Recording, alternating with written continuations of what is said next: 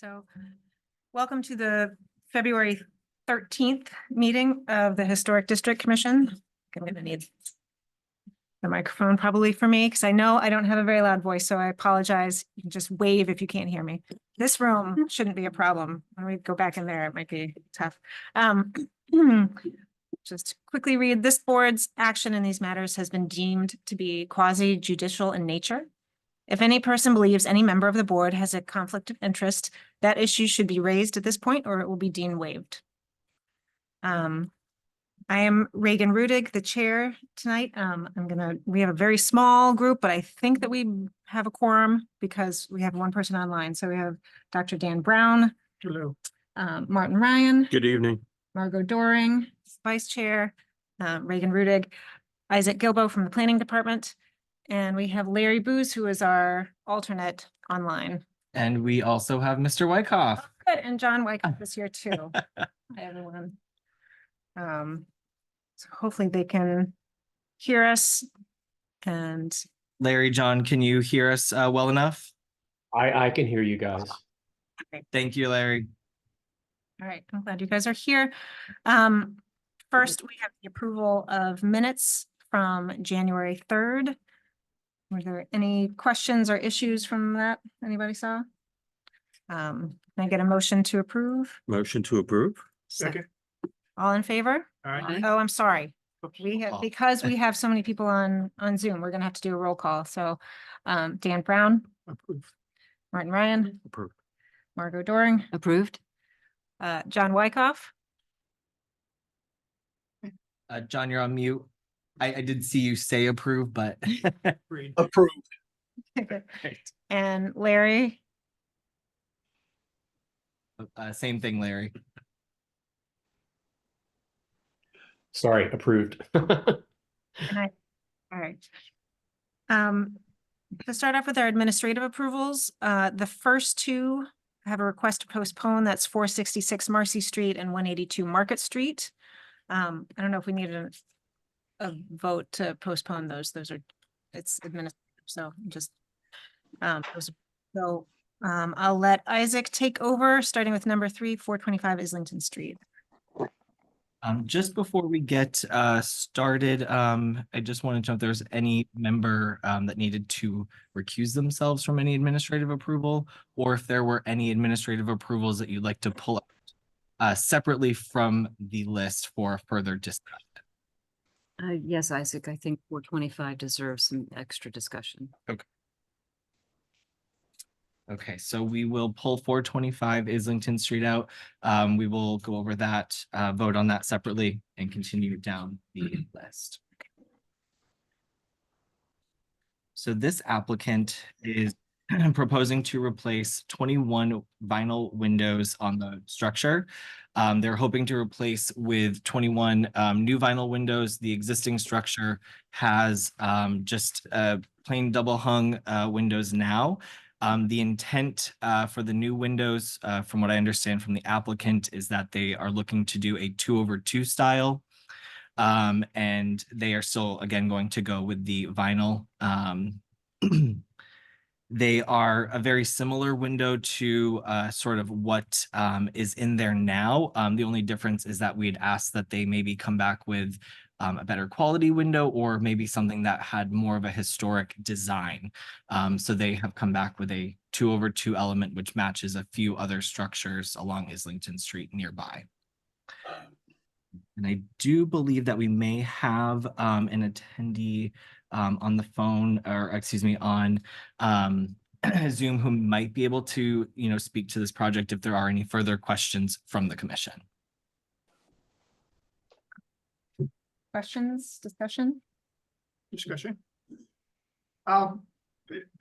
Looks like it's a house according to city directory that was built in 1840, and it's a nice house, but it looks like it's probably grandfathered in.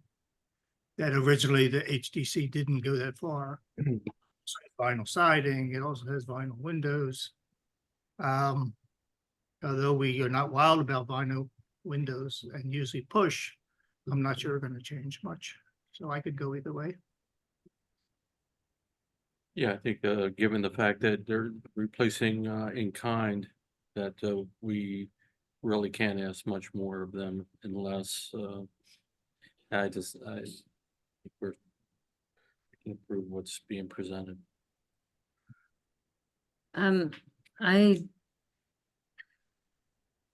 My feeling is that we really don't like vinyl windows in the historic district.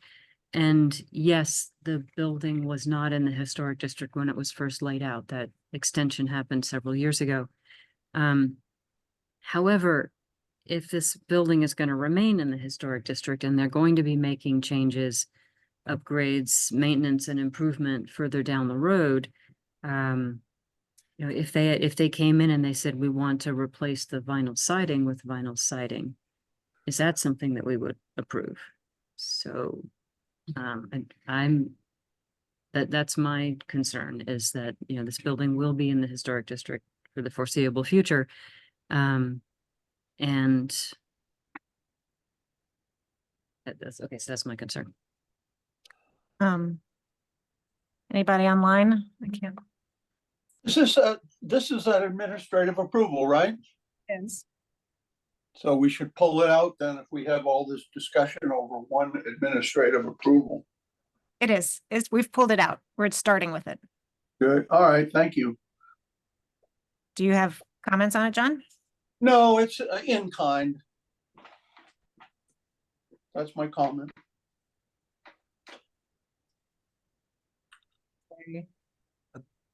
Have any comments, Larry? Larry? You know, I know what you're saying, if they ever did replace the siding, but I think I'm gonna say, go along with what John said, it is in kind, and it sounds like they've already, decided to do 2/2, by way of other comments and everything, so I think that, would definitely help spruce it up a little bit. So, and the quantity of windows, how many are there all total? 21 total. Yeah, that's a lot. If I I'm not, don't have a problem with it, I don't think. Yeah, everyone know. All right, well, I will find myself in the minority of this because I do think that we hold a higher standard for our historic buildings, even though it's clad in plastic and it currently has plastic, it's still a historic building under there. I would assume that if we started to take off all of the plastic, the vinyl siding, you would still see possibly original wood siding underneath. We know it had wood siding, potentially a wood roof, better details. I think it's been now, and I hate to see us promoting that stripped down version.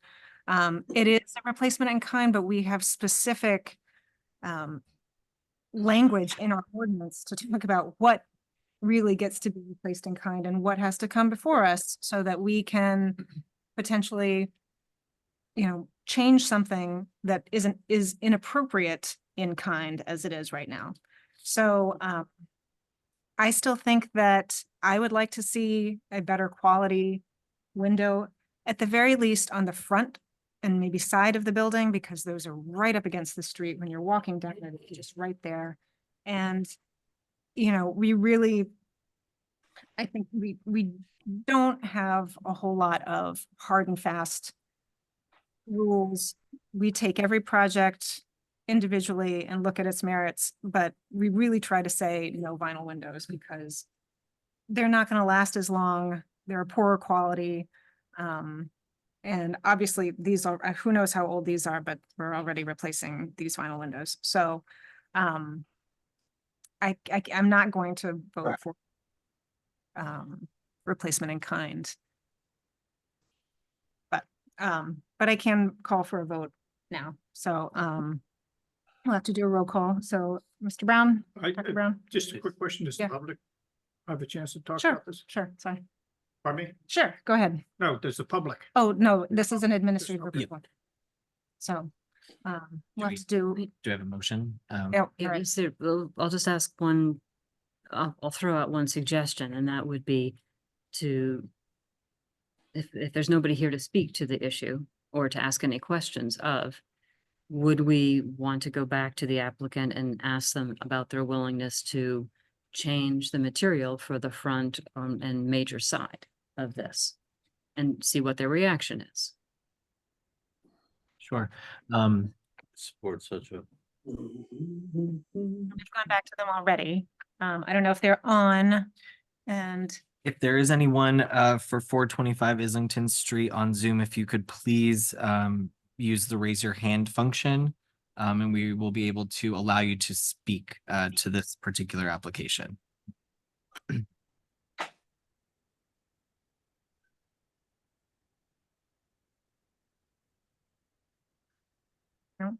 okay, Let's see, one. well, sure, I'll take a motion if that's, Well, I make a motion that we postpone this administrative approval until the March meeting, during which time Isaac will be able to discuss with the applicant if they're willing to consider wood windows that are more in keeping with the historic district on at least the front and side. That's the, I can't remember the name of the street West side. on the west Yeah. side. I'll second that. all right. Roll call, Dr. Brown, I agree. Martin Ryan, Yes. okay, John, I'm opposed. Larry, I agree. and I And vote. I think it was Margot's comment, and doing this remotely, it's hard to sometimes see who's talking, but I think it was Margot said something about the front and the side, and it occurred to me while I was sitting here looking at these number of windows, that depending on the vendor, having had some experience with this myself on our house, depending on the vendor, the cost of wood from one vendor may be about the cost of vinyl from the other. So, if Isaac, approaches that to the constituent, that might be something that does get them in wood direction. Sure. I'd be happy to relay that, Larry. Thank you. Okay, thank you. So that motion passes. This is postponed to next month and hopefully we'll get a better option. All right. So if nobody has anything they want to pull out for the rest of them, we'll let Isaac go through the rest of the administrative approvals. Perfect. All right, so we'll be starting then with number 4, that's 95 Court Street. This applicant is seeking approval for the installation of HVAC venting, and that would be through the 2 existing chimneys on the structure. I will scroll down. So this is essentially what the vent will look like atop the chimney. So it will be somewhat visible there, about 6, maybe 7 inches from the top of the chimney. But that is exactly what it will look like. Here is just kind of a head-on photo of 95 Court Street. So it's not that you'll see a huge glaring cap on top, but it will be slightly noticeable. And then I would just like to add, I know that this applicant has been before the commission to do replacement windows at the property. Since then, they've decided to meet with some window restorers, and they've actually decided to go ahead with a restoration project. And I believe we might have the homeowner here who might just want to say a few words to that, or if you want to add anything, feel free now. Yeah, no, I guess there's, we're gonna do I had some historians come in and take a look at the property, and so that's the way we're gonna go, for sure. Excellent. With regards to the caps on the fireplaces, my understanding is that they're not gonna be visible from the street. The angle is way too steep to see it from the street, but I guess you don't know until you put it in. And it's not the Sure. HVAC, it's the fireplaces. Oh, sorry, excuse me on that. Thank you for We're happy. restoring the windows. Yeah. Oh, absolutely. And there are some other things. I wasn't sure. I just recently put in a packet there for you guys because there's a bunch of other things. I don't know what falls in the purview of HCC and what doesn't. So I just kind of threw everything against the wall. And, if you guys want to have some comments, there's a couple of other things I'd like to do. But again, this is going to be a 2-year project to Okay. restore this property and the one next to it, which I also own. So Great. Well, our purview is strictly on the exterior. So, exactly, yeah, I realized that. yeah. yes, but I love this historic Thank photo. you. of the- Okay. All right, well, Thank you. So I don't know Thank if you you want to for- do the fence now, or if you want to do that, you know, because there's one of the things there that, and again, I don't know if this is something that HDC approves or not. But I did read in your guidelines, which I want to hold exactly, you know, there's an existing fence there, and I just want to wrap it around. Just to- Usually, so that yes. you know, continues, it's wood, it's under 6 feet, it follows all the guidelines. That will have to come before us for another administrative approval, just because we need specs and all that stuff, Yeah. but sounds good. Thanks. All right. So then, if there are no more One more questions, question. yes, go Could be ahead. painted black? The house? Not the Uh, house, the- the, little metal. Oh, yeah, Caps on the yeah, top. sure, you know, absolutely, if that, That might look better. Yeah. Yeah, would we want to stipulate that they just get painted black? Take the shine off. Sure. Might Can help. I accept my It tradition? looks like a less of a. Yeah. Yep. Piece of modern equipment. Sure. Okay, Okay. Thank you. okay, great. Moving on, item number 5 is 33 Deer Street, unit number 511. This applicant is seeking approval to replace 5 windows on the property with an Anderson window. The appearance and the style will remain the double hung, so it will look, excuse me. It will look very similar to what is there now. These are the 5 windows in question. I went back, there have been a number of other brands of windows that have been approved on the property. We've not really had a blanket approval for 1 or 2 types, so this being a 3rd type that's coming in, I figured we should probably get that approved administratively. But if there are no other questions on that, Are we Half seeing, screen? I was gonna say, make sure we have half screens. half screens, yes, of course, sorry, I almost forgot. are we Thank you. seeing a specification for that type of window? We have that, it's the last slide, it's right up there, Martin, on the screen. Okay, So it's a 400 series double hung. Andrew. Yep, Anderson, Okay. yep, Okay, exactly. very good. All right, thank you. Okay, Great window. all right, so that brings us down to 93 Pleasant Street, number 6. And so the applicant is seeking approval for a front railing design for the front stairs. And so as you can see, a few historic and context photos. And then here we have a rendering of the railing itself, and then sort of more of a spec with dimensions and just a photo of what that would actually look like. And do we have any questions on that? Okay, great. So we will move on to number 7, which is 238 Deer Street. This project has been before the commission. The applicant is simply coming back for a few field changes and additional items.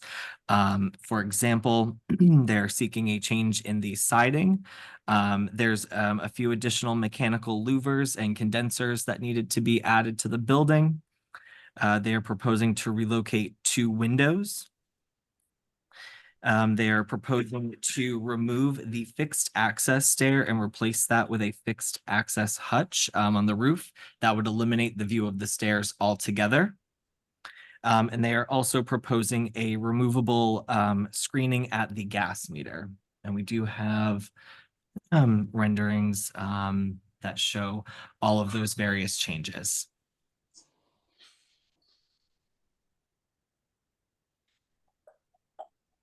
Elevation. Can I ask a question? Sure.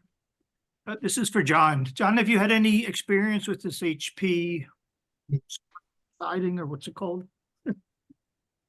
Well, Um, the only comment I could make is in 25 or 30 years ago that it fell apart essentially, but I believe they've changed it. They had, you know, lawsuits in abundance over their siding. So that's all I can say. It's been changed. I hope it's sound. That's from the architects. It has changed. Or you'll- Use it. Evening, Mark Giannini from McHenry Architecture, along with Richard Desjardins. Yeah, the product has certainly changed. With the factory finish is what we're proposing. You get a 15-year warranty on the finish, and actually, and if you get it factory finished, they extend the warranty to 50 years on the product itself. So I read it's a composite. it wood, is, yes, not like- no, so it's not the ash, the boral with the ash and stuff. This is a wood composite. Thank you, just, I never had. Yep. Any other questions on this one? Just quickly scroll through the rest of the slides here, just in case anyone does see anything that jumps out. All right. All right, so then from there, we'll move on to administrative approval item number 8, which is 100 Islington Street. The applicant here is proposing to do a removal and replacement of the existing rear deck on the property. The existing rear deck is currently all wood. They are proposing essentially recreate the same deck, except the actual decking boards and the railing material would be a composite. Here's an aerial view which shows the rear deck, so you would not see that from Islington Street. It's only perhaps viewable from the abutting rear properties, but they do have some good vegetation there as well. This is the existing rear deck, so it is a multi-story, reaches the second level. Again, same footprint, same style, just a change of material. Here's an example of the decking boards, and then here's an example of the railing that they would like to use. And they also have the dimensions of that listed down here as well for both products. And do we have any further questions on this application? Yep. So the decking and the rails those are spec'd out, but the supporting from the ground up, is it pressure treated the way it is now, or is it something? That's exactly right. Yep, so it'll just be pressure treated lumber. So they're replacing supports. Yes, exactly. Yep, everything's got to be Shaky. taken out. Yeah, yep, and it will be completely rebuilt. Like I said, the only material change that they're looking for is just the actual decking boards and the railing. Everything else is to be dimensioned as is with the same materials. I have to say, I never knew this building had a deck. It's well hidden. There's quite a bit of vegetation behind and in between those structures, so I don't even know if you could see it from the abutting properties per se, but I can't believe something on Islington Street has that much vegetation in back of it. okay. Isaac, could I make a comment? Of course, absolutely. All right, the one thing that I would notice is that the new posts are 6 by 6. And apparently the posts that were originally used, they look like 4 by 4s. They've got a number of support 2 by 4s, which were thrown on haphazardly, I might add, because they cross each other. And so I assume they were having problems with the deck moving. The 6 by 6 beams will make it look more substantial in the back. And I think it, between that and the white railing, I think it will be much better. That's it for me. Thank you, John. Appreciate it. Okay, so I guess we'll move right along to item number 9. That would be 569 Islington Street. That is the gas station. The applicant here on this is a fairly straightforward project. They're looking to remove what is sort of their old decal and logo from the banner around the canopy of the actual gas pumps.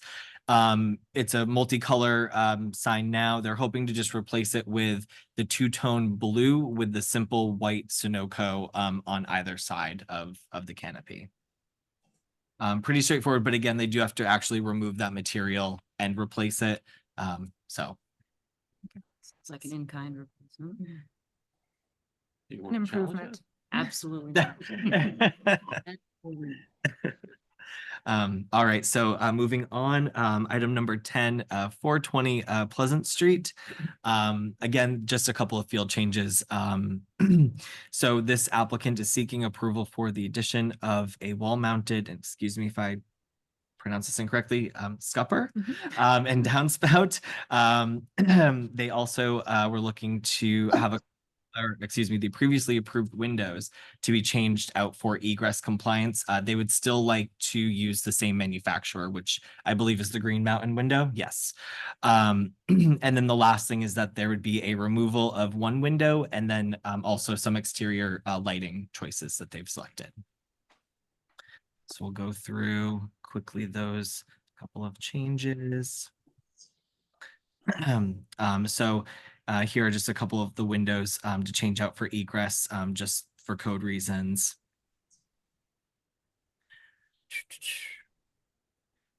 Same here. And then, of course, they show some of the exterior sconces and lighting fixtures that will be added. Here's a spec of that. Any further questions on this application? Okay. Okay, great. Moving on to item number 11, which is 202 Court Street. This application is just to sort of tie up a couple of loose ends over at the property. Mainly the changes or things that we'll be looking at will be fencing, the just revision of a couple of items at the property, the omission of a few items, and we'll just kind of catch us up to speed there. I would just ask if the applicant is here, if they would just want to maybe speak to a few of those changes. And then I would also just like to add that the solar panels that we saw a few months ago, those will come back at another time for final administrative approval for the layout. Correct. Hi, good evening. Matt Silva with Profile Homes. We've seen each other before. Nice to see you again. As far as the application, I'll follow the guideline of what we submitted here. I realize on item 1, as a fresh start, the HVAC, many of these items were addressed in an inspection by Vincent Hayes on the property. So some of the items that are on his list when he visited the property have actually been completed. So if you have his list in front of you, we won't be addressing all of those today, but we will be looking for clarity on a couple of them and a couple of new items that somehow didn't make it on his list that we think probably should have. The first one is the HVAC. So I just want to make sure we clarify. Looks like I deleted my photo and my comment at the bottom of that. The last time we were here, it looked like there was an approval that was in place. He notated that it was to be continued on the notes. If you look at the photo that is just below that, related to the side railing and side door, if you look up, you will see where those where the HVAC equipment is being locked into. Correct. Isaac has it highlighted there where it's locked into. It's hidden behind the fence. Can't see it from the street. You can only see it from a neighboring yard. It has been there for a while. There is a large duct that is over that's run into that window right now. That is just temporary. That's our conditional heat for the building while under construction. So that will not stay there permanently, but the HVAC equipment that you see out there is. Isaac, if you were to scroll down just one more step there, you'll see the fencing. This is the fencing. We'll touch base on this in a moment. That fencing is what's hiding that HVAC equipment right now from the street. So as far as HVAC equipment goes, we'll cover that note. The side railing note did not make it on Vincent's list here, although these details were on there. There is a stone, a fabricated stone walkway that is there. The grade adjusts. It was never really highlighted or notated necessarily what we would be doing there. So it is a pathway, a concrete pathway that leads you to that side doorway. Please note that in the photo that is unfinished, so there is trim on those stairs. That pressure treated lumber will be covered in a wood material that will be finished that's there, and then stair treads that will go down as well. We use a mahogany tread that will match that mahogany door that's there right now. And then we're just using a painted wood that will end up covering over that pressure treated lumber that you see on there right now. The metal railing matches the railings that are on the second floor of the buildings, same manufacturer, and so those were approved by the HDC, so we just kept in kind with that. That covers side railing. Next up is fencing. So this was an open item left once before. We had to frame the fence so we could get the HVAC equipment into the building. This is a skin that's on there right now. So we do have some options to adjusting this.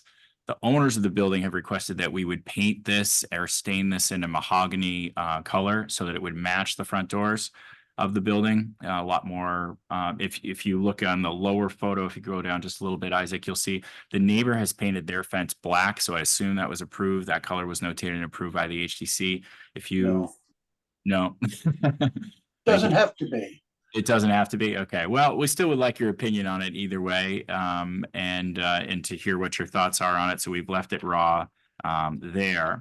The next item, the photo that we're going to show you actually has two items that are on Vincent's list, only one that I highlighted. So the fireplace, or excuse me, the chimneys on the building are strictly decorative.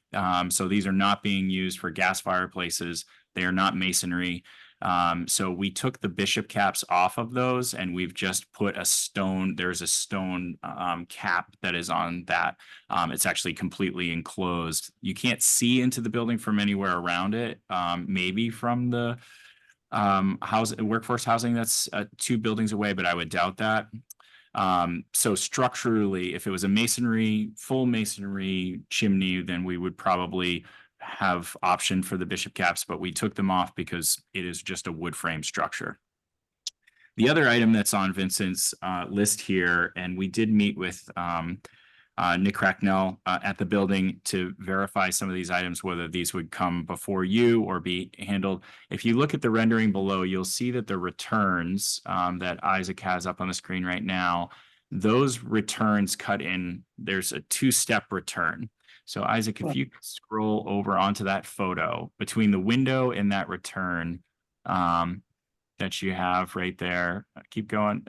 If you can see where the roof returns into the building, and then below that is a return that cuts about 3/4 of the way where the trim is. Yep, you're almost there. Scroll up to the left a little bit on the left side of the building, just with your cursor over the. Oh. Yeah, right there. Yep, you got it. Sorry, I thought you were just Thanks. wanting to Yeah. blow it up. I'm like, I'll come over, I'll drive. So if you notate on that, it stops 3/4 of the way across. The siders carried it all the way over because when they did that, they felt it looked foolish. They didn't contact us about it. We can easily cut it back and fix that. Or Isaac, if you'll scroll back up to the image of the building, it will show you what we've done there. I have no personal preference. So, but that is how it is on the building. I don't personally believe that any the difference, but you, John, do you have a comment?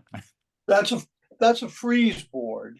Correct. Yeah. Okay, so there's a molding underneath the freeze, between the freeze board and the soffit Yes, on the side of the building. It's a crown molding that goes So underneath. that molding should go around the corner and should continue underneath the return, and then it should return. It should return on itself back to the freeze board. So basically, what they had drawn or was right, and what you have installed is, I mean, you brought the freeze board all the way out to the very end of the return. Correct. Yeah. You can't see Reagan's face, but I get the message. So that's fine. Got that. I Well, can't believe a carpenter did that. well, it was a cider. That's part of the reason why. So Oh, you can adjust that. Is David there? David would have a word to say. Not here. David? He's not here, or else you would definitely. Oh, darn. Right. So I'm all alone on this detail. So That's why we're glad you're here, John. so I will go down. This ties in a little bit to the next part. Isaac, if you well, actually, I'm sorry, we were about to skip over garage doors. I'm actually incorrect about this. I was following Vincent Hayes's comments that we changed the glass. There are 3 panels of glass. I actually do not know what the difference is. What we've shown on the picture, what we've shown in our renderings each time. Our doors match the doors at the fire station next door. Same style. We went off that exact. They're just in white. He also pointed out that in our some of our elevation drawings and renderings previously in the file that we had the old signs being shown for the Kearsarge Sampson. I think we all agreed we were removing those. They were just decorative to be on the plan. Those have come off, but it is on his list. And then, so as far as I'm concerned, we've matched. So if you go, the gas lantern lighting was on his list. We omitted that. You asked for examples of it. At this time, we're not doing that. If the owners choose to do that later, we'll come back and revisit it with you. But this freezeboard return that's right here does carry all the way to the building.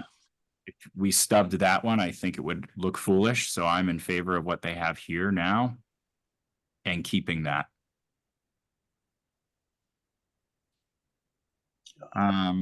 The next, any comments there? Oh, so far? Next item is a rear door. This was not shown on our elevation drawings previously. It is an access door. It will be painted white, or it can stay the color that it is right now, or we could paint it blue if it matters to you, but that is an access door so that utilities and mechanicals, it's really the only way without getting into the entire building itself that you can access that basement area. There will be a brick. The brick will continue around the corner to that. You see that it right now shows foundation, and it was notated. Thank you.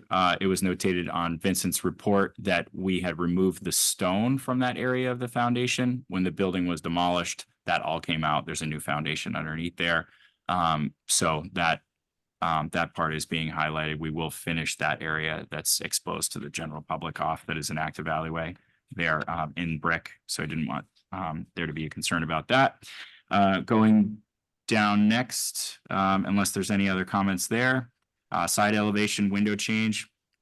On the left elevation of the building, the owner had removed one window and replaced it with a window that is similar. So all those there's 3 windows instead of 4. All 3 windows are the same exact size and symmetrically located on the building. That is actually original to how the building was. We added that window previously, and then we are now removing it. So those windows originally lined up symmetrically as they were anyway. That was once a bedroom on the plan. That bedroom's been omitted. And then the only other area I believe that still holds on his notes that are that would require some clarification. So just in general, I would ask the committee to understand or approve this.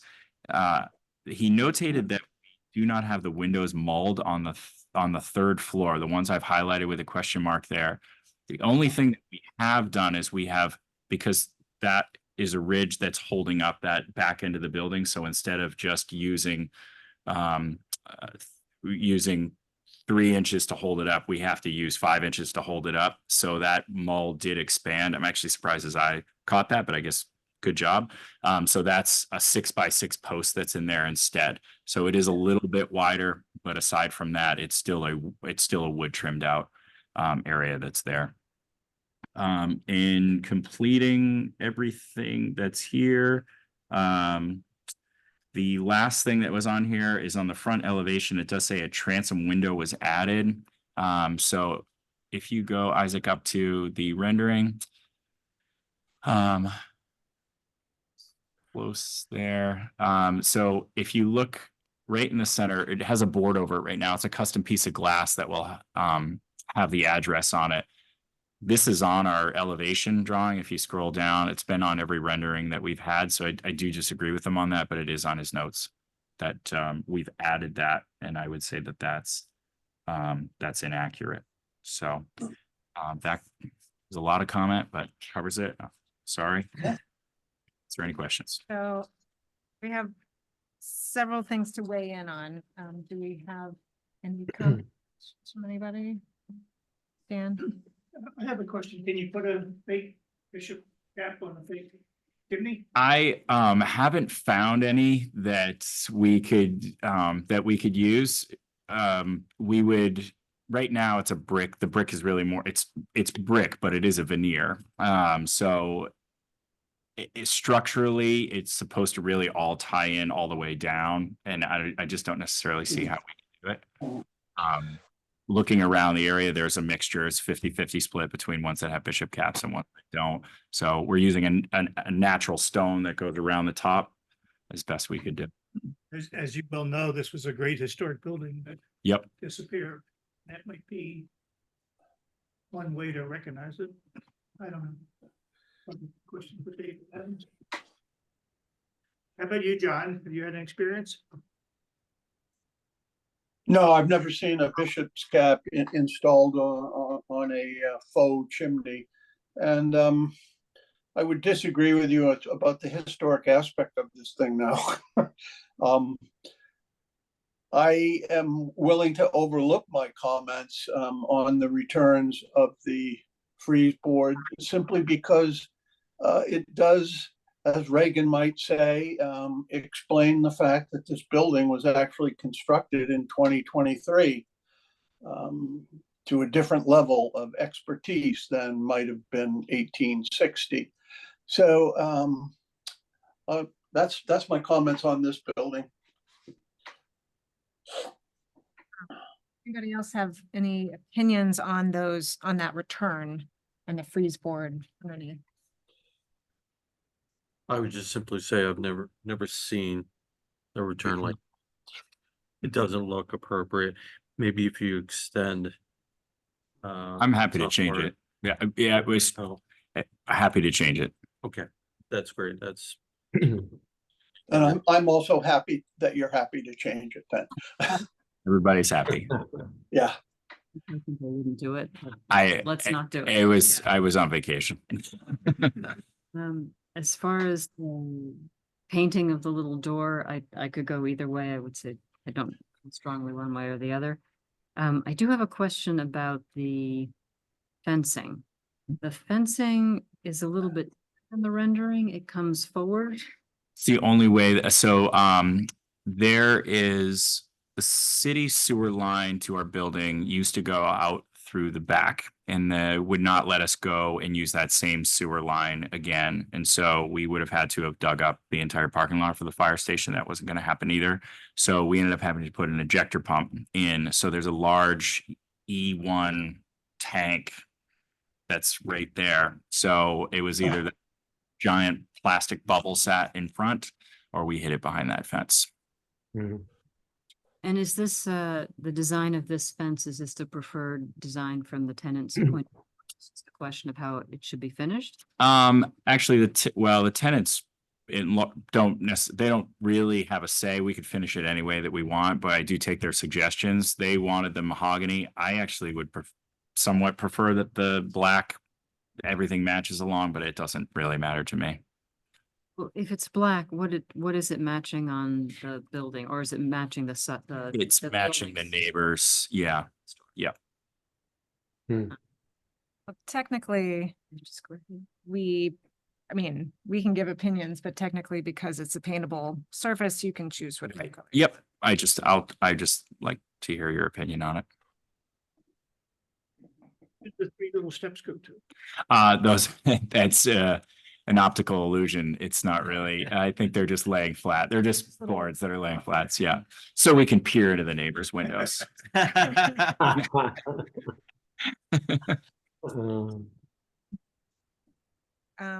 there any other questions? Any other? I would just simply Differences? say that, just if you fix the returns, I'd be happy, and I think this has been one hell of a project for you. And tough from day one, so appreciate everything you did to try to get it back to close to what it was. Thank you. Yeah. I agree. Right, I'll just throw in my preference for the door, that little access door to be painted blue, that it will disappear white.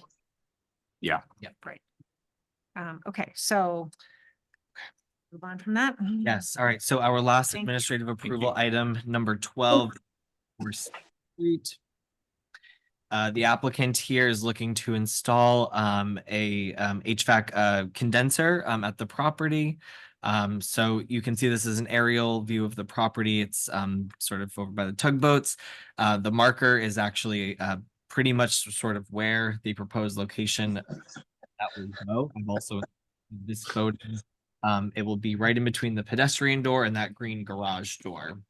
It will be wall mounted, a typical sort of LG unit that we've seen before. And the applicant has indicated that they would do a wood slat screening that way. If you're over at what used to be Poco's and you're looking out on that nice view, you won't necessarily see that extra mechanical element.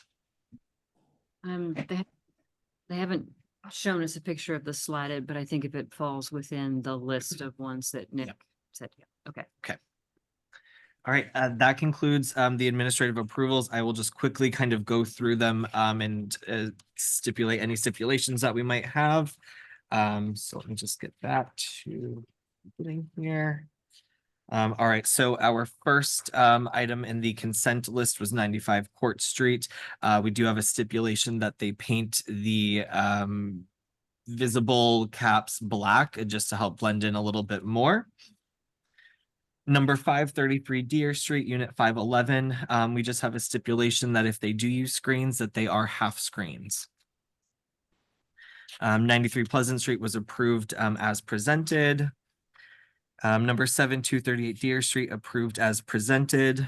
Number 8, 100 Islington Street, approved as presented. Number 9, 565 Islington Street, approved as presented. Number 10, 420 420 Pleasant Street, approved as presented. Number 11, 202 Court Street.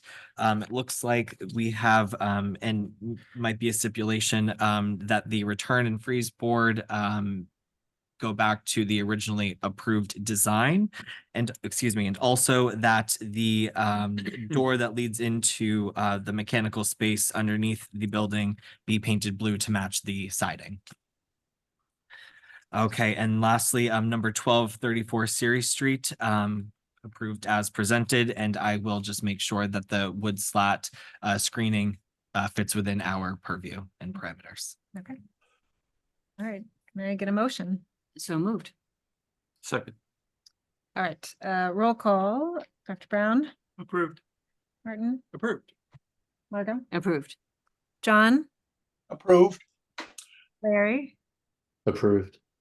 and I approve them all. So we're all good to go. Perfect. Okay, I think we're all set with that. All right. I'll let you take over. Okay. Moving on to next business. First, I just want to read out our request to postpone. We have one request postpone for the rehearing for Michael B. Myers and Stephanie G. Taylor, owners for property located at 700 Middle Street. This is again, the addition of solar panels here, so they're gonna come back to in April. The March 6th. Yes, March 6th. Okay. Yeah. So, and then, the second request to postpone is a old business petition of Joseph Cunningham, owner, and Jane Myers Vani, prospective buyer for a property located at 195 Washington Street, wherein permission is requested to allow renovations to an existing structure, repair the rot on the front entry, siding and trim, remove and replace stairs, replace roofing, and install gutters.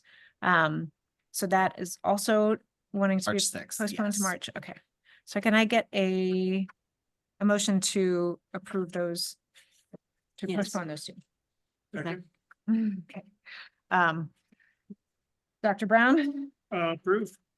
Martin? Yes. Margo? Yes. John? Approved. And Larry? Approved. I approve. All right, so now go to a certificate of approval, the extension request of 43 Holmes Court LLC owner for property located at 43 Holmes Court. This is their first one-year extension request for a certificate of approval, originally granted last March 1st to allow the demolition of the existing home and the new construction of the single-family home. I don't know if most of you guys should remember this one. So we just needed a motion to approve the one-year extension. So moved. Second. All right, Approved. Dan, Martin, Yes. Yes. John, Approved. Larry? Approved. I approve. Okay. So now we have old business, public hearing. B, petition of Ann F. Moody Living Trust, Ann F. Moody trustee, owner for property located at 180 Newcastle Avenue. Grant permission is requested to allow the installation mechanical equipment, solar panels as per plans on file in the planning department.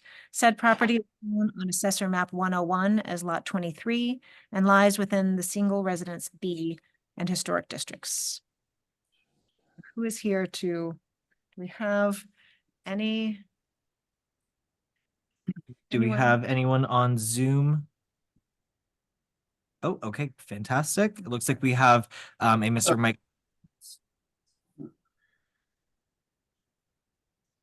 And we do have updated, you did send out yesterday updated plans Yes. for this. Yep. Yes, it's not what's in this pack. Hi, Mike, you should be able to speak. I saw that your hand was up. Yeah, this is Mike Schwartz from 21 Fernald Court. I was just here to speak as a neighbor and lend my support for her request to put the solar panels. Is now the perfect time to say that, or do I hold off till later? Not quite yet, but thank you. Yep. We are still looking for those from solar panel company who are supposed to be presenting this project. Oh, boy. Again? Don't even see the homeowner this time.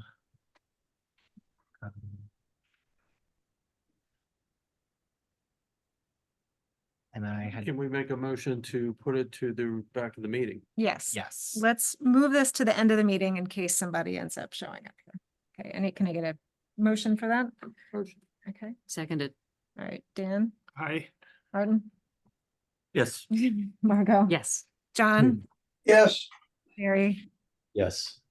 and I vote for moving it to the end. So let's, fingers crossed, we don't have to postpone this one to the next month again. All right, now we're moving to public hearings, new business. Petition of Novocure Inc., owner for at 64 Vaughn Street, wherein permission is requested to allow new construction to an existing structure, construction of a rooftop pavilion, as per plans on file in the planning department. Said property is shown on assessor map 126 as lot 1 and lies within character district 5, downtown overlay and historic districts. Welcome back. Thank you. Would just like to apologize for last month before we start out. That, again, my fault on that. So I do apologize for the month delay. Thank you very much. Good evening. My name is Mark Muller with JSA Design, representing Novocure. With me from Novocure is Dean Smith. What we'd like to do, I think if we just pause on this particular slide, the rendering Okay. slide. I'll just give some introductory summaries. I know we've seen this before, but then we'll go through page by page afterwards. So Novocure is requesting the approval. It's an approximately 2,000 square foot rooftop penthouse addition. The penthouse will be located between two already approved appurtenances. The one on the left is a larger one, which encapsulates an egress stair and an elevator overrun.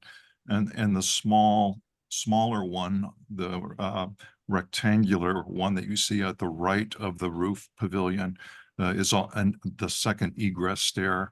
Both of those were going to be there even if it was just a rooftop deck. So being able to span between the two with this pavilion addition is the intent.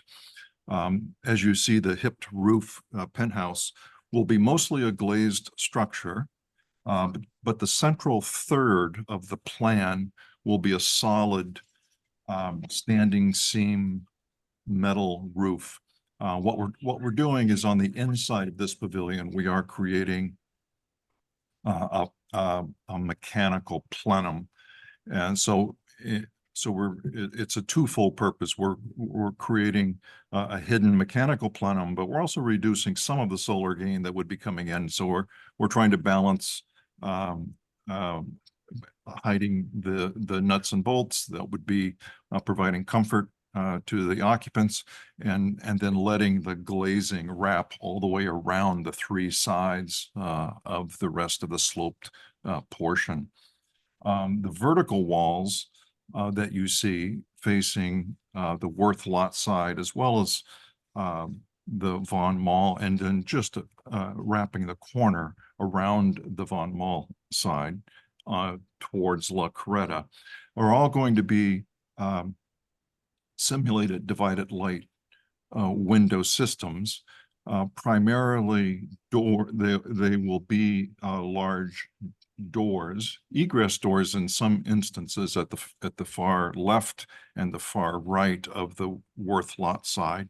And then the two large spans that you see in the middle of the facade are actually going to be large folding glass doors.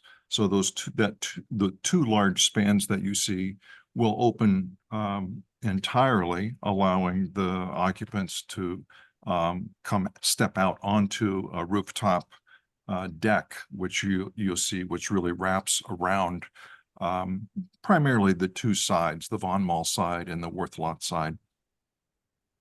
The deck is held back from the perimeter parapet of the brick building. It's set back 10 feet. You'll see that in the rendering shows a green roof. It's a modular system. It will be quite low. It won't be visible from below. It's really just to remind the inhabitants, the users of the deck, that they're to stay away from the edge. They're going to stay on the deck, and we're also providing a cable railing system to ensure that they do stay on the deck and don't traverse green roof system. The backside, which you can't see in this rendering, but we'll come to it momentarily when we go through the sheets. The backside of the pavilion facing the La Coretta restaurant, it's primarily a solid wall. Earlier I said the glazing does wrap around the corner, and you'll see that in elevation. So the corner that actually faces Hanover Street from the Von Mall intersection, it will have, roughly 10 feet of facade that will all be glazed, and it turns the corner symmetrically, and then it transitions to a solid wall, which is clad in the same siding material that the other part of the has. And that's really providing some functionality to the interior of the pavilion. It provides a media wall, as well as there are mechanical units that are on the rooftop that we're shielding from view. So with that, we can scroll through the rest of the pages. I just wanted to show roughly an overview again of the plan. This is the floor plan showing the position of the penthouse relative to the interior appurtenances, as I mentioned before, the egress stair and elevator run, which is really in the center of this plan, and then the remote fire stair at the far right side. The next sheet, number 3, this is a roof plan showing the same, that we've just colored the element that is really before you tonight. The rest of it is essentially already been dealt with.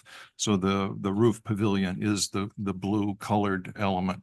The rooftop elements, the deck, as well as the green grid are also shown, not colored, but they're still shown.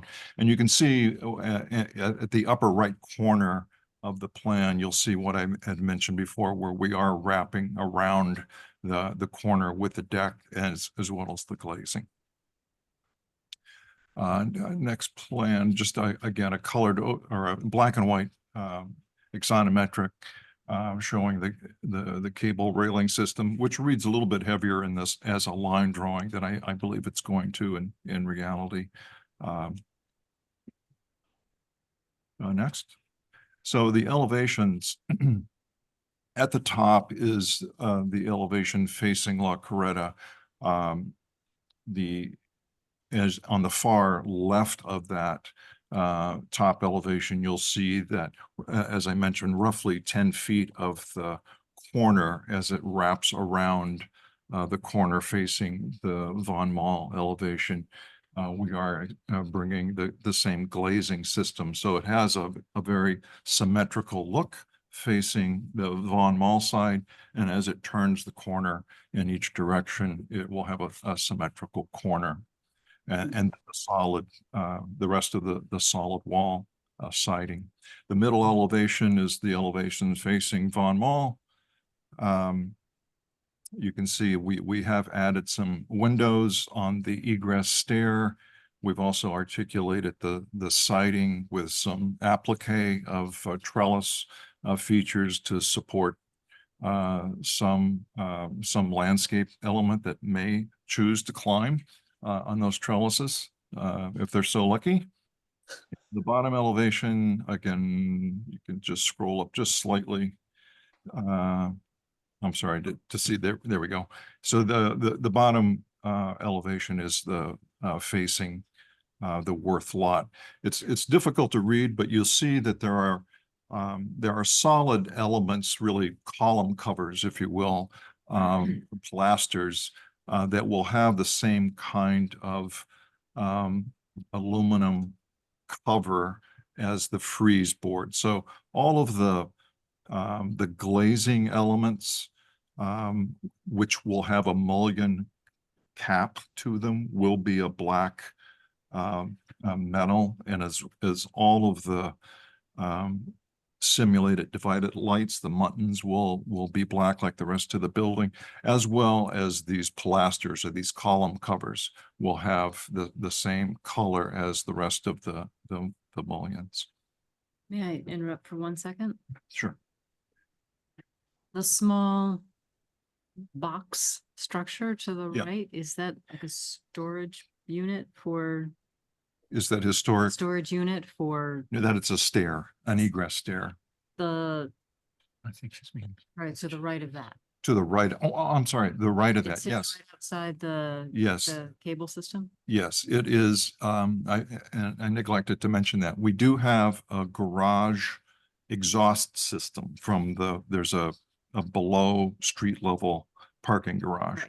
It has a very passive ventilation system. It's not a huge fan, and it's not going to be, blowing air, but it will be allowing ventilation from that garage. So what we're doing is we're cladding the termination of that fan system.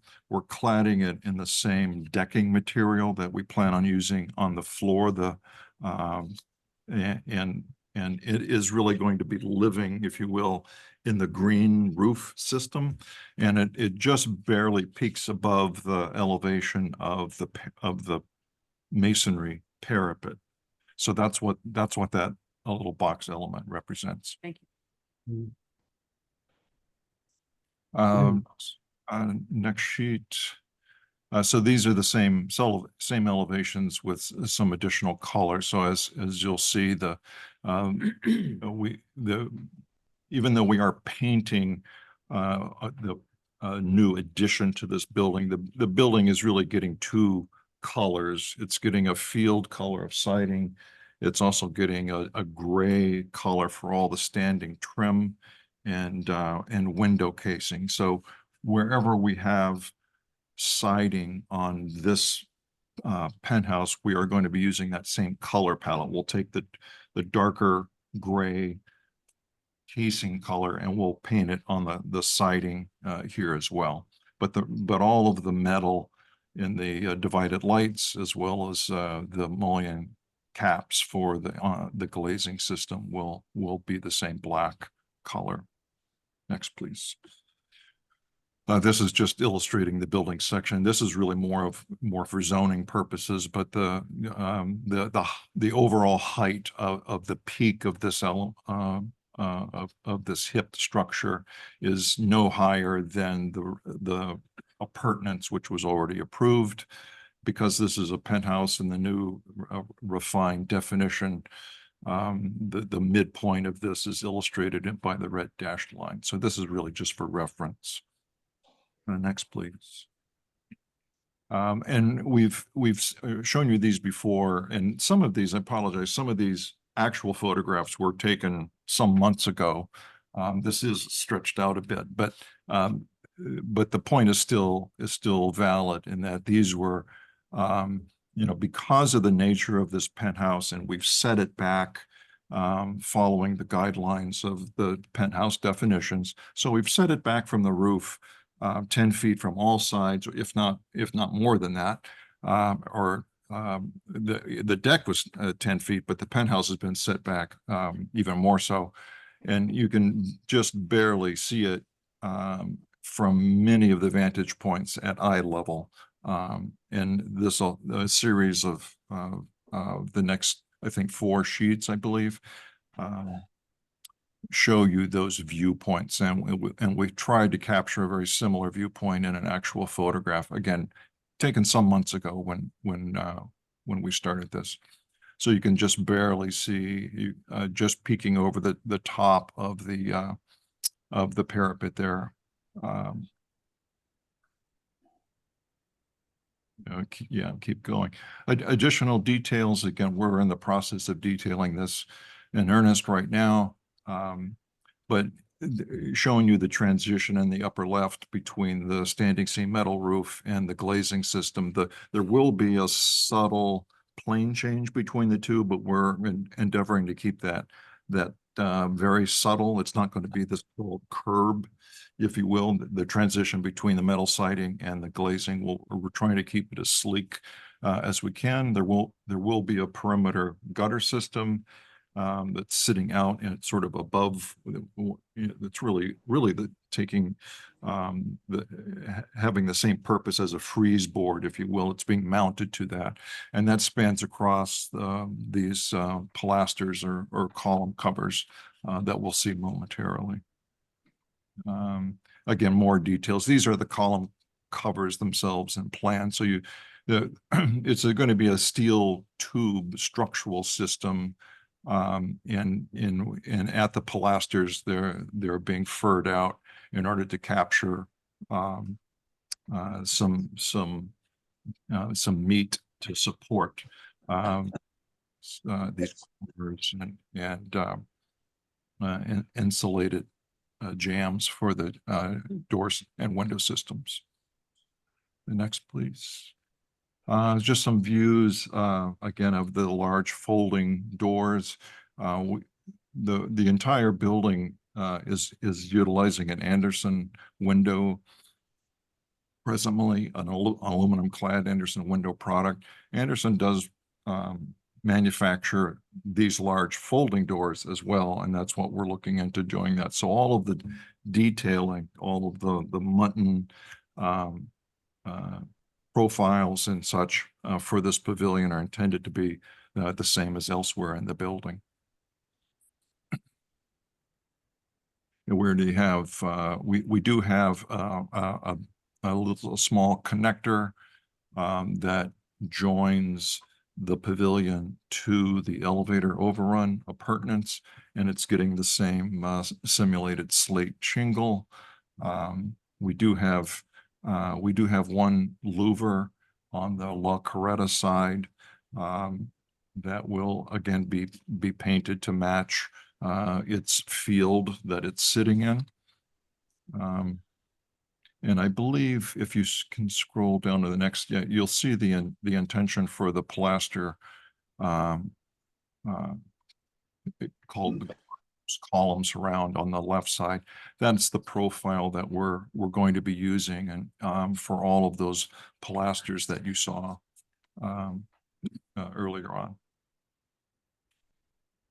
And getting close to the end here, and obviously the cable cable railing system on the outside of that decking system. It very um, as discreet as possible, very small tubular, 2x2 inch tubular supports with a cable system. The supports will probably also be painted black, as you see in the example there. The siding that's been used elsewhere on the building. There is this is really illustrative of the green grid. It's a modular system. It's a 2x2 tray and there's a number of vendors that provide this. My favorite, and I hope this is the one that we end up using, but they're harvested and year round. So when they arrive at the job site, it's a very vigorous, already mature module that gets placed, and it's up to the tenant, new owner, to make sure that it stays vibrant. There's probably some type of agreement, maintenance agreement, that I'm sure they'd be happy to sell you to make sure it stays vigorous. That, but that's the intent. And then the last little piece in the upper right is a very, very small light bollard that we are going to add on not at every upright on the cable, but it is a light bollard that is just shining light directly down onto the deck surface. It's night sky compliant. You're not going to see it from any street side. It's really for the users of the deck to just be aware that there's a cable system that they're about to walk into. And I believe that may be the last sheet. That's the last All right. one. Thank you. There any comments or questions? All that information.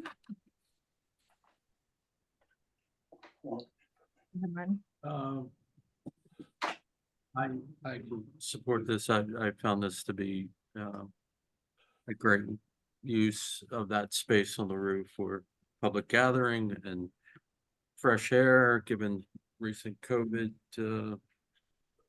years and the fresh air issue. And I think it's a wonderful addition to the building, and it's very tastefully done. My only fear is what type of glazing is going to be used on the slope glazing. Is it going to be what we're seeing on page 13, or are we going to end up with something a little more mirrored like? No, we're evaluating actual glass samples now, and the one that I've recommended to the owner is a gray tint. So it's not a mirror. It's not and we can certainly come back once we have the physical samples that we are comfortable with its pricing and its U value and all that we're evaluating right now. But it is it's certainly not a green cast. It's really more of a gray cast. So and we'd be happy to make that part of something that we could come back and show you once we have the final selection. Well, I'd be comfortable if it was a gray towards clear. Yes. I'd be comfortable with it as long as it wasn't a. Yeah, it's not a green, it's not a mirror, and it's a pretty subtle gray, to be honest with you. It's not heavily it's still clear, but it is definitely on the gray side. It won't be reflective like what you're worried about. That's certainly not the case. Wonderful. Thank you. Anything else? Oh, no, you're good. John or Larry, do you have anything? I think it looks, I mean, they put a lot of thought into this. It's really very tasteful, I think. Yeah, I'll chirp in. I agree with you, Larry. I'm really respectful of all the work that's been done on here. And the only comment that I have is I can't believe I see no ventilation for this structure at all, besides being able to open the doors. That doesn't affect any decision that I have, but John, there will that's be, my comment on that. There's no any kind of ventilation that I see coming out of the top, and I tend to think, you know, as time goes on, you're going to come back with something for us. But system. I really appreciate the 3 windows, by the way, that you placed towards looking out over the Vaughan Mall on that stairwell, and I really think that makes it look, I don't know, just much better. And the panels with a little bit of lattice that you hope to see something grow up on, that's good too. That's interesting. I'm in favor of this project. Thank you. Thanks, John. All right, do you want to I comment just on the wanted to events? Chime in. It looks very minuscule when I weigh John's concern, but there is a mechanical louver that is connecting the this plenum that I mentioned before. We have a number of horizontal fan coil units that are in the ceiling that is in this flat roof in that center third, and it is linked to an exterior louver that shows up. It's on the La Coretta side of the building, the Hanover Street side. It's a pretty small, I don't have a dimension here, but it's shown accurately to scale. It's on page HDC 5 if you want to scroll all the way back. I'll just point it A out. rectangle? Is it rectangular? Yes, it is. It's right. Yeah. Go back to the line drawing. Yeah, the top elevation. Oh, I see it. Yeah. Okay, good luck with that. I hope it works. Sit here and look at it. Oh, Absolutely. We want to make sure it's going to be Okay. able to use this year round. So not only cooling in the summer, but heating in the winter time. So. Thank you. All right, if there are no other comments, we'll close the public hearing and, I'm sorry. Have public comment first. We're done with our questions. Any public comment? Sure, go ahead. Let's just make sure you get up. All closer. right, yeah. Yeah, thank you. I don't have anything. I just have a cough. So my name is Elizabeth Bratter, property owner, 159 McDonough Street. I just had some questions about, and I may have missed it as I was hopping in and out, about on the side that faces the restaurant on Hanover Street. It shows that there's some kind of metal gating or something on the back side of that. And I was curious what that's going to look like. we do have mechanical equipment that is closer than 10 feet to the edge of the roof. So there will be protective railing system. We'll end up painting that.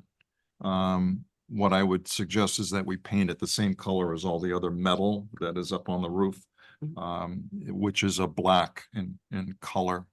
So is it going to be like a grating or is it going to be It's, just no, a it's flat black wall or? no, it will be a very open railing You system. go to the next page, Isaac. Yeah, thank you. There's I don't right have there any. at the top. letter. So there's going to be a railing along there. Yes. And I did have a question about, some of your pictures actually show I don't know if I'm allowed to really talk to him what we're doing here, but it's okay. It's working okay. There's the fence looks like it's about 4 feet high, the cable railing fence. It will be, Yeah. Yeah. So I can step over that fence, correct? well, you could jump could. over it. Okay. Yeah, 42 is the standard. So I'm going to leave the fence area, then I'm going to be at the plant area, and then I'm going to be at an edge, and I'm curious how high that edge is. Well, you're not going to go over the cable rail. You should. Okay. We're not creating we're not inviting anyone to do that. We're not creating a gate or, and that height is selected. That's the same standard guardrail height for any large stair railing or balcony, that type of thing. It could be higher. I don't think it needs to be higher. Mhm. Um, My but concern is what if- happens once you go over But that once you fence. did go over there, there is a vertical parapet, which is another roughly, I think it's 2 feet. Mhm. Before we put the green roof on. The green roof will end up being about 3 inches tall. The modules are not very deep. And they basically sit right on the membrane roof that's there. So it will be less than 2 feet at the edge. But there's a 10-foot distance between the cable railing and the parapet. So that green grid system is 10 feet wide. Okay. So if somebody accidentally fell over that Well, I'm thinking railing, after a couple of drinks, it looks pretty inviting to go over to that edge to see what's over there. That's what I was thinking. You're gonna have parties up there, right? Well, that's, well, we can always electrify. You ever met? I would like that. Well, I'm just saying, because in order to maintain that area, people are gonna have to go over that fence to get in there to pull the weeds out and stuff. I've seen the locations, they're absolutely beautiful, but they do have to be maintained. Yeah. Someone has to be able to get over that fence. Yeah. Get in Absolutely. there A ma- to a do that. maintenance person should be the only one that will be over there, not, I'm also the safety officer at Novacure. So yes, we'll have policies in place for maintenance of that, including a tether system so that they won't do what you're saying. Yes, So, yeah. Well, it's Separate. and it's apart. easy when I do plants all the time, and it's easy when you're working on something and you're thinking about the 50s, you gotta pull up. That now you're Sure. sitting on the edge and next thing you know, over the edge. So, and the other thing I was concerned about is the fact that this is going to be a party area for certain events. It's not always gonna be, and I've been to pharmaceutical events, shall we say, and often there is large quantities of alcohol that involved in that. And again, the fence to me seems kind of low. Gee, let's walk out there. So as a safety officer, that's on my concern list. As the non-safety officer who understands what happens at some of these pharmaceutical events is, you know, serving drinks and feeding people. So my concern was that little area, you do show on one of the pictures that there's a little fence by the grassy area, but that's probably just part of your reiteration. Sorry. yeah, maybe Isaac, go back to maybe the first slide, which is the color bird's eye. 'Cause I think that probably shows. No, it's the other one that shows the actual fence on the it shows the fence behind. So there is no, It's very light. But yeah. yes. Well, yeah, No, it shows it shows the cable. Yeah, the fence, but cable not on fence. the edge. But when Yeah. you go to the actual plant one, I want to say it's like, you know which one I'm talking about, Isaac. Yeah, let me just get there. Look at that, yeah. I think it's like 15 or 16. Yeah. Couple more.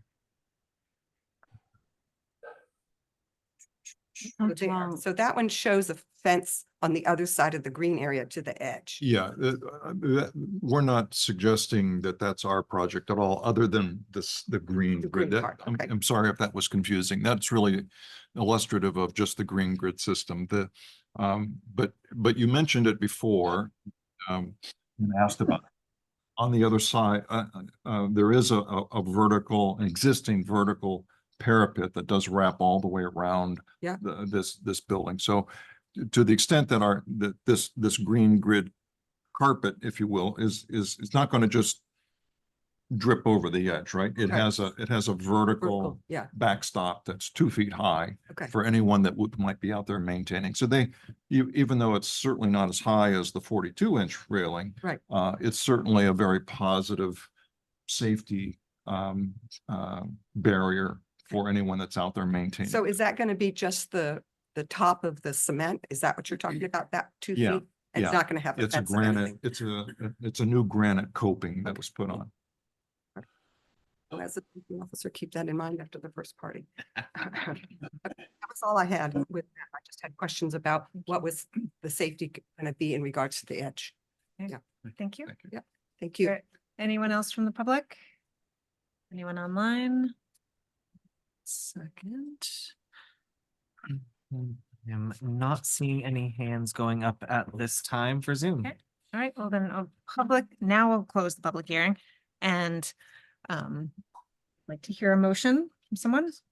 I will make a motion that we approve as presented with one stipulation that the glass sample, when chosen, be brought back for administrative approval. I'll second that. Your Findings of fact, conservation of property values, and the compatibility of innovative technologies with surrounding properties. Any other discussion? I'm just interested in about these pharmaceutical events. I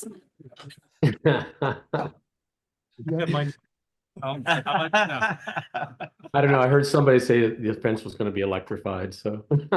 Yeah. Uh, Do a roll call vote. Dan, Approve. Martin, Approved. Margaret, Approve. John, Yes, approved. and Larry, Approved. and I approve. So thank you. You have. Thank you. your very much. Thank you very much. All right. Next we have the petition of Deborah Patsky and Cynthia Woods, owners, for property located at 37 South School Street, wherein permission is requested to allow new construction to an existing structure, construct single-story addition to the right of the home and a new rear porch, as per plans on file in the planning department. Said property is shown on Assessor Map 101 as lot 72 and lies within the general residence B and historic districts. Hi, so welcome yourself. Oh, good evening. My name is Scott Brown. I'm an architect with an office in Newburyport, Mass. And I'm here tonight representing Deb Patsky and Cindy Woods, the owners of 37 South School Street. And the request before you this evening is for a single-story lateral addition located on the right side of the property. There is also a covered porch located on the rear side of the property, and this will be provide a little bit of cover for a new mudroom entry, as well as a little bit of cover so they can enjoy their expansive backyard. So this is the largest lot on the block. It has the most amount of frontage on the block, and it can certainly accommodate a lateral addition of the size that we are proposing without degrading the character. So we were before you on January 3rd for a work session, and I believe that we successfully addressed any concerns and any questions that this commission had. And the plans before you this evening do have a number of minor refinements as a result of that work session. And I do think this project has only gotten better as a result of that. And with that, I'd like to go through each one of these on a sheet-by-sheet basis. So if we could just start with the site plan. So really the only change to this site plan, and if you folks can remember, we did have the direct abutters on the right side show up at that work session, asking some questions about what we were doing with the driveway. And I was mistaken at the time. I thought our plan was showing the existing condition, and it was not. So in this plan, we've actually returned that sort of right side edge to the existing condition. And it is our plan to kind of continue to work with the abutters to address that issue. We do hope that we can widen this driveway. And you can see from this plan that it is very snug for sort of two vehicles side by side. It's really sort of like a snow emergency condition. And but the plan is to sort of over time to sort of continue to work with the abutters to come up with a solution there. And there is ledge there. So, you know, we also need somebody that knows a little bit about removing ledge to kind of take a look at that. So that's the only change on this sort of site plan sheet. Next slide, please. Again, these are, you know, sort of the existing photos, photo up in the right-hand corner. This is taken from the front right corner. And this is where our addition is. We are proposing to put our addition. Next slide, please.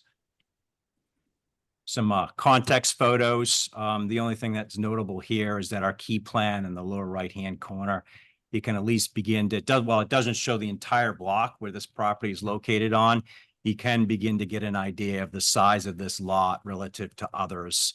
And it's one of the larger lots there. Next slide, please. So the next series of slides, we've got our existing conditions on the top, our proposed floor plan on the bottom. The existing condition floor plan on the top, we were you can remember correctly, we had a little bit of a discrepancy there. Our garage relative, the existing garage relative to the house was in the incorrect location, so we've corrected that. And the other thing here that I think there was a member of the commission with a very sharp eye that pointed out that a chimney that we're planning to keep somehow magically disappeared from the first floor plan. So we're now, correctly showing the location of that chimney. Next slide, please. So, second floor plans, the only thing to note here is that on the bottom, this is our proposed second floor plan.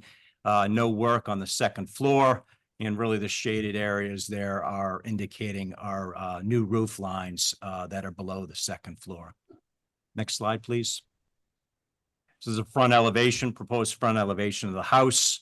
Really no changes here other than a very, very minor change. We've swapped out sort of our what we were previously proposing, sort of like the S-shaped kind of hold back hardware for the for the shutters, and we're now showing something that's a little bit more Portsmouth appropriate, simpler.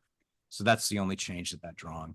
Right side elevation, again, two sort of notable changes here. One, the hold back hardware has been swapped out, and there was also some discussion about that 6-light awning window that we're showing just above that peak of our new addition there. And there was some discussion as to whether or not, we should actually remove that in lieu of another double hung window, on the second floor. We've kept that window in place, but made a minor adjustment, which I think makes a huge difference, and made it a little smaller in terms of the height of it. And what that has done is sort of made those panes of glass closer, or an exact match for the existing panes of glass at the attic level. So I think that minor adjustment is really sort of improved. And finally, this is the rear elevation. So two things that have changed here. There was some back and forth over the sizes of those columns. We were originally proposing 10-inch wide columns, and I think there was some disagreement over, between members of the commission, whether that was too wide, and perhaps an 8-inch column might be more appropriate. I did take a look at the 8-inch columns, thought they were a little too narrow. So we split the difference here, and we're actually showing a 9-inch column, which I think is a big improvement. I think it makes it's subtle, but it makes a huge difference. So that has changed. And the only other thing here that we've snuck in, which was something that we were showing in our plans, but actually missing from this rear elevation, is a skylight which is located in the bathroom there. So that actually, so there's an existing skylight, so there's a precedent for it, but that skylight right there is a new skylight. It is the back of the house, not visible from a public way, and again, that's a pretty sort of shallow roof. So I think that has a very, very small impact, if any. And next slide, please. So coming full circle, really no changes on this elevation. This is the left side of the house.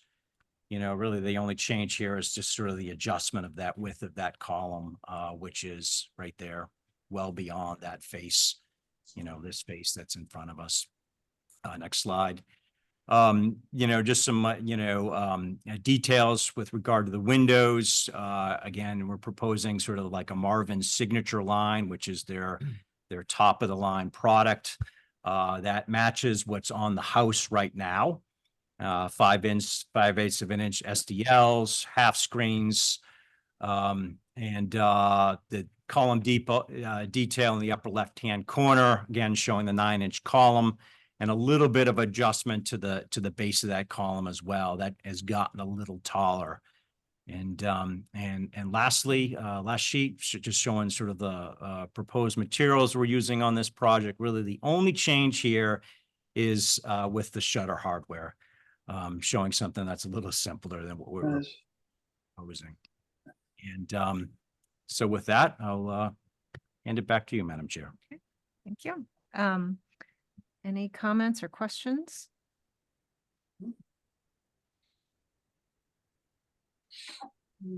We talked last time about the faux window shutter thing that's in the bathroom. Mhm.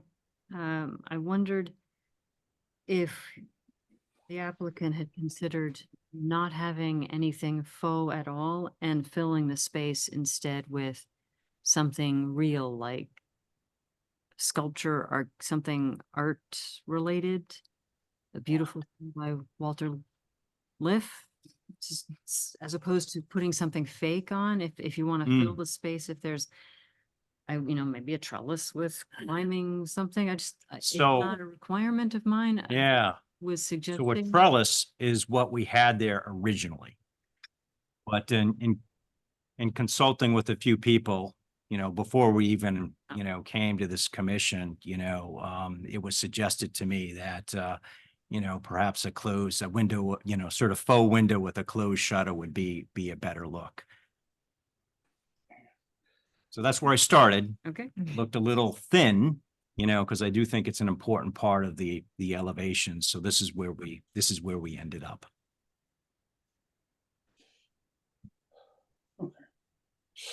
Question about it. Is it going to sit proud of the wall? Will there be, as though it is a real window?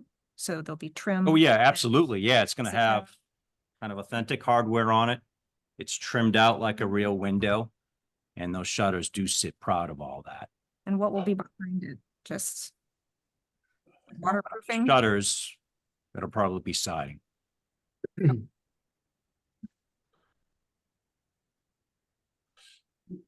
would think this would be a way not to draw attention to it any more than it needs. There are shutters throughout the house. So logically, you could say, well, the shutters are closed on this opening. So for me, it works. I have no problem with it. Maybe siding is not maybe just a painted black exterior gray plywood might be the way. But Yeah. as long as you carry through with the notion that it's authentically closed shutters, I think you succeed there. I guess it also probably depends on the color of the shutters as opposed to the siding and how much it stands out. Do they have any? And as for the colonnade, the back porch, I think that works. I think they're appropriate for the rest of the house. I think the materials you're using, the quality of construction, the quality of the materials, I find all very acceptable. Any other questions? Madam Chair? Yes, John? Yes, continuing on the shutters, if one looks at, like John Mead Howell's book, Architectural Heritage of the Piscataqua, God, half of the houses that you see in that book, the shutters were closed on some of the windows. It was very common. That's what they were for. So I feel it's an effective way of hiding that big bare wall. I'm feeling that everybody has made some improvements on this, and I feel it's very successful right now.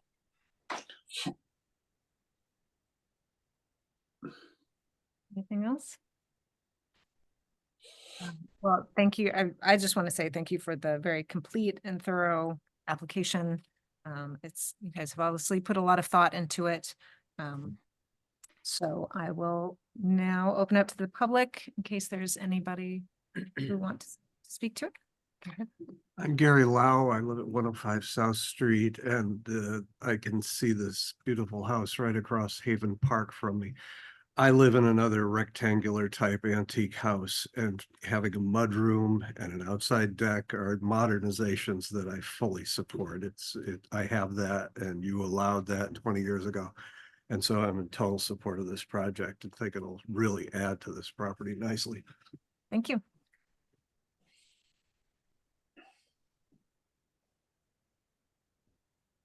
My name is Lou Harriman, and I live at 57 South Street. We are neighbors across the park, across South Street from there.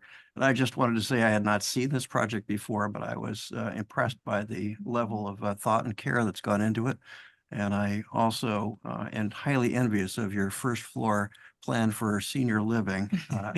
And wish her house would be able to accommodate that same thing. Very thoughtfully done. Thank you. Anyone else? Okay, any other comments? If not, I will close our public hearing. Ray, Don't see can I ask anyone online, one- so. Oh, okay, thank you. Can I ask one more? Oh, sure. question? Sorry, On before I close. A 2.2. I just wanted to be sure when looking at the detail of the return at the eve, it's a little bit different than the main house. Was that intentional? You didn't, or you just didn't do the same level of drawing detail? Absolutely intentional. If we Okay. could just scroll back to some of the existing condition photos.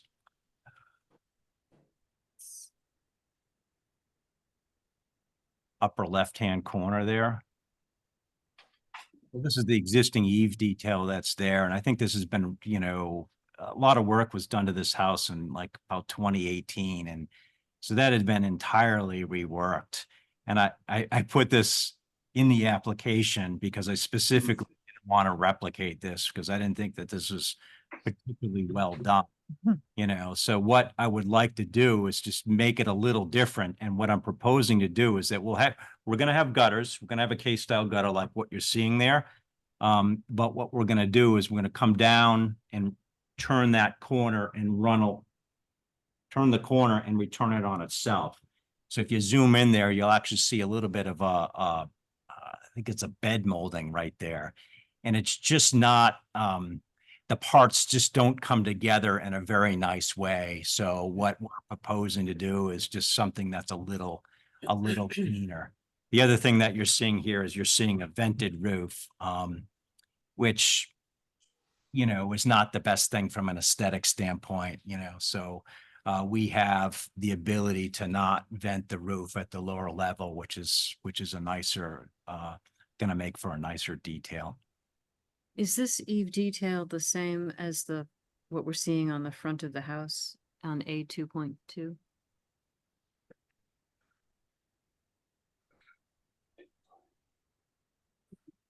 So, our existing condition drawings don't actually show that detail That's- entirely accurately, That but was my that's consistent everywhere. Okay, thank you. You clarified that. Thank you. I'm done. All right. All right. Any other comments or questions? Close the public hearing and wait for a motion. I'd like to make a motion to approve as presented. Second. Give us some findings of fact. Findings of fact, it preserves the integrity of the district. Yeah, I should know these by heart. And it is consistent with the special and defining characters of the surrounding properties. Thank you. Any other discussion? I want to just thank you for, again, a very thoughtful application. I actually like these little changes, these differences that you've done in this, in the addition, because again, it just differentiates it from the actual historic structure. That just a little bit. All right. Anybody else? All right, so Dan, Approve. Martin, Yes. Margot, Yes. John, Yes. Larry, Yes. and I approve. So congratulations and thank you. Thank you, everybody. Thanks. Enjoy. I do just have a small announcement. Yep. I've been emailing I tried to with do it without the the applicant key. for 180 Newcastle Avenue. Mhm. They would like to just withdraw their application altogether at this time. Motion. Oh, Why, okay. sure. I saw her coming in and out. I saw the applicant coming in and out, but I didn't. Yeah, Oh. got the email at 8 o'clock. Oh, So okay. Well, then I guess I need a motion to, or do I need a motion to accept the withdrawal Mhm. for petition of Ann F. Moody Living Trust, Ann F. Moody trustee owner for property located at 180 Newcastle Avenue. I guess they would like to withdraw their application. And was there any reason given? It, not that I'm aware of. I know that she was come in, we were communicating, but she has since asked that we withdraw the application altogether. I did not receive an explanation further, so. They made some good changes. I know. Yeah, I like the changes. You made the motion? Yes. Just need a second. Second. All right. Dan, Aye. Martin, Yes. Margot, Yes. John, Yes. Mary. Yes. I wrote yes.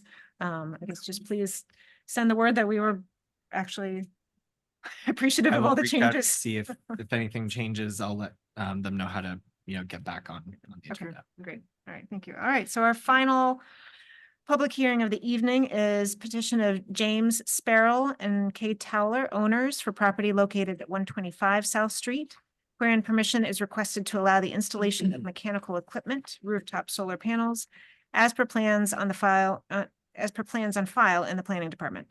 Said property is shown on Assessor Map 110 as Lot 9 and lies within the General Residence B and Historic Districts. Hi, welcome. Please introduce Hi. yourself. I'm Jim Sparrow, and one of the residents, owners of the house. Excuse me, getting over a cold. We also have available one of the project managers online, so as questions come up, he's willing to field those questions. And would that be Dan? That's Okay, Dan perfect. Valenti. Great. Uh, Okay, Katie thank you. Towler is my wife, so if you want to ask her anything, go right ahead. Perfect. Thank you. All right, would you like to scroll through? Would you like to? Sure, I'll the I'll just application? comment briefly. Okay. So it's and I'm commenting from the perspective of a psychologist rather than a builder or architect. That's 1961 Cape, and it is set back from South Street so that the house itself is not visible from the street. You can see it across the pond, but you can't see the front part that we're talking about from the pond. So just in terms of the product itself, the solar panels is one of the things that I found compelling. The Maxion solar panel page, I don't know if you want to go scroll down there, but it's a solid black panel. There's not aluminum trim on the panels. As solar panels go, it's a very clean look. And I was certainly impressed when I saw it installed along 1A and it caught my eye. I said, that looks to me much better than solar panels typically do. So I reached out to the company and so forth, and we've been talking for quite a while. So in terms of the exterior, maybe just go all the way to the last mock-up photos. It shows the installation right at the end should be. Oh, sorry. Yep. It's okay. It shows the house and how the panels would be installed. And they go fairly flat against the roof. So it's not a big structure that sticks out extensively.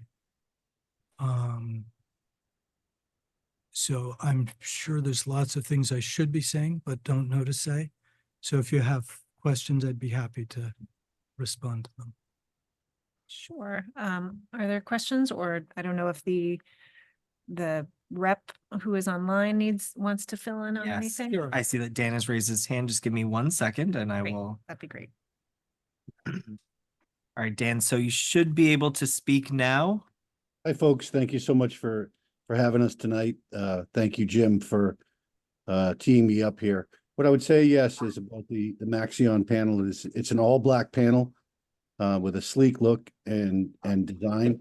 My company is known for no lines and wires. So what you'll see is the panels, but you won't see lines and wires across the roof. So it's really, you know, and when I looked at this home from above, I realized it's not really visible from the street, whether it's on the front or the back of this home. But if you were concerned about aesthetics, this would be the panel choice. They really are. With the all black panels, the most common reaction we get when somebody goes live with our system is they have the friends over. The friend said, I heard you were getting solar panels. They send them back outside and they say, no, we already have solar panels. You just didn't notice it. So again, part of it is the panel choice. Part of it is the company that you choose to ensure that it will be installed properly with no unsightly lines and wires running over a roof. Happy to answer any questions you may have. Sure, Dan? When you actually look at them, will you see the divisions of each panel, or will it just be one big black? Yeah, it really does look as though it's one running together, and that's part of the difference nowadays in 2024. No white background, and yes, while there is a tiny space between the panels, you really don't notice it when you're seeing it from the ground. I have a question. Are you removing the asphalt shingles? I mean, how you say these are flat? Are you going into the roof structure, removing sheathing, or? No, so these are not roof tiles. These are installed on the roof. And what I think, Jim, I don't want to speak for Jim, but I think what he might have been noting was that, yes, there's a space between the panels and the roof. There needs to be, in order to maintain the life of the roof and the system, to make sure that there's airflow around it. But when you're standing on the ground, you barely notice that because it's 3 inches between panels and roof, 3.5 inches between panels and roof. And again, it's that same effect that when you're on the ground and you're looking up at it, it really just looks like it doesn't really, I mean, in his case, he's got a light gray background. So those will be black panels on a light gray background roof. And that's how you'll know that there are panels there. But yeah, they are fairly close to the roof and where they are installed, but with enough space to make sure that they breathe, that they run the water off and manage snow and other weather elements.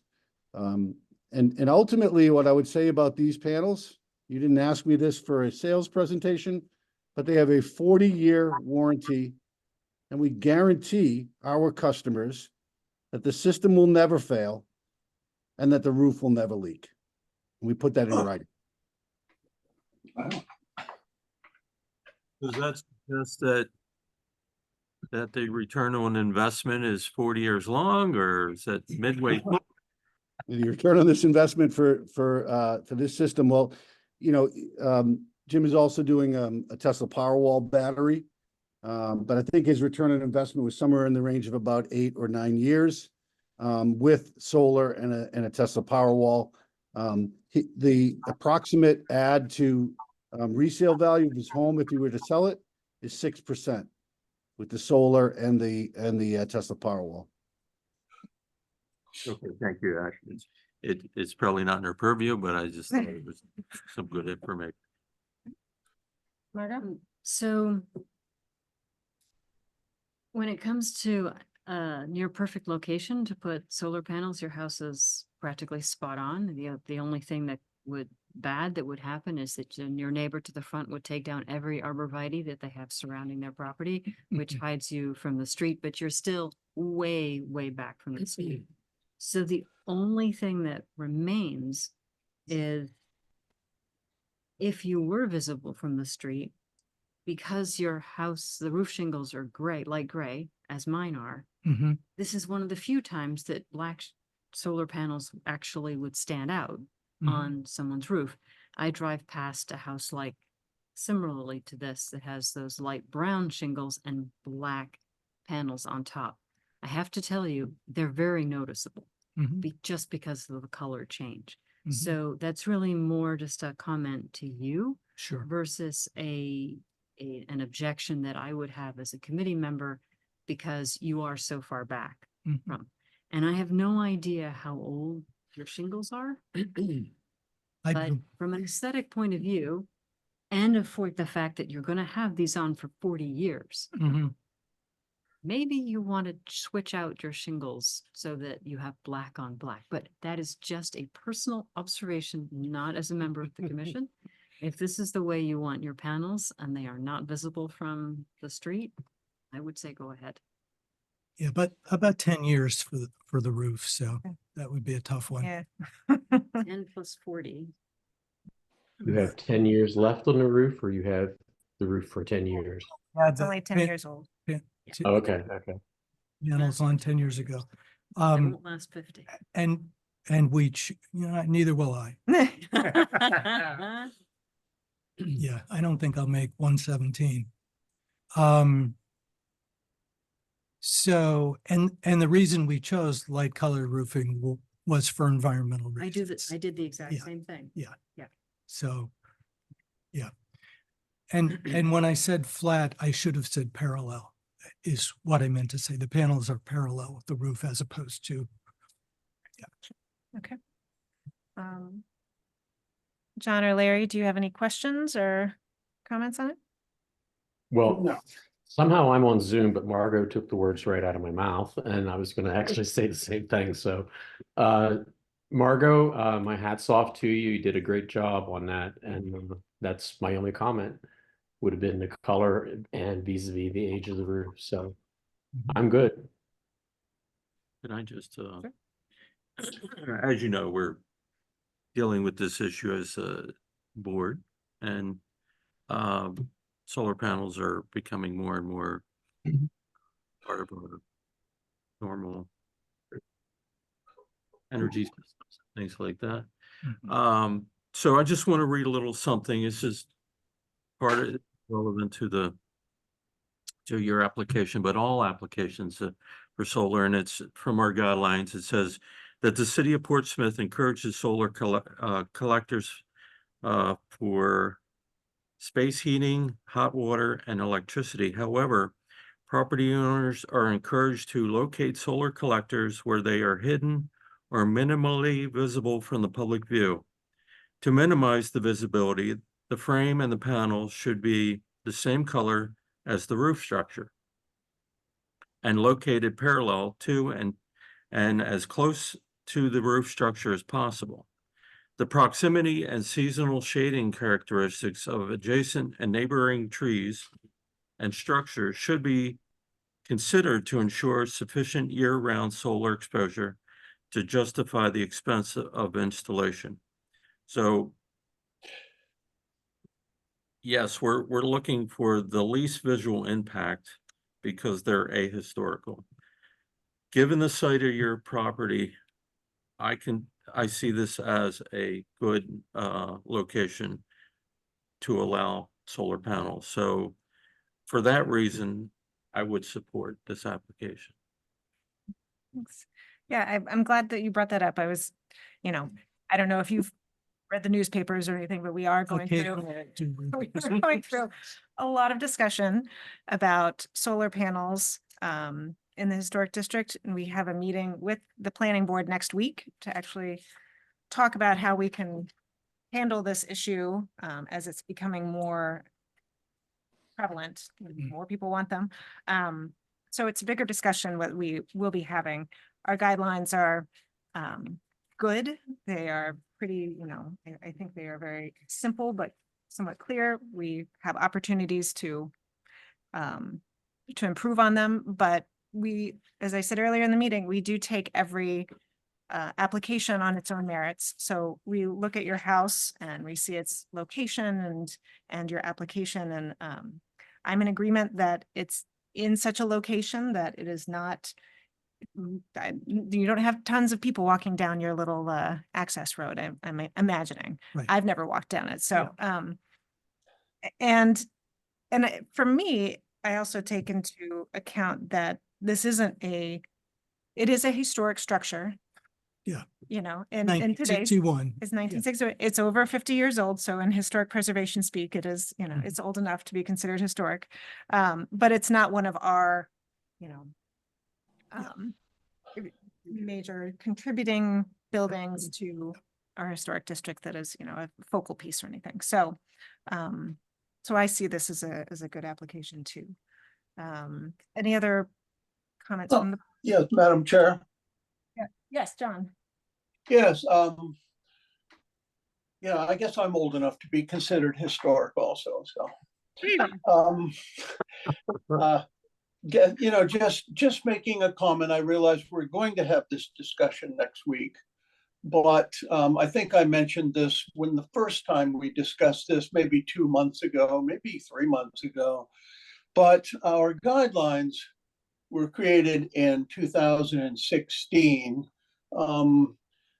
They were certainly something that we agreed on at the time, but they weren't written in stone. They didn't come down as a flaming tablet.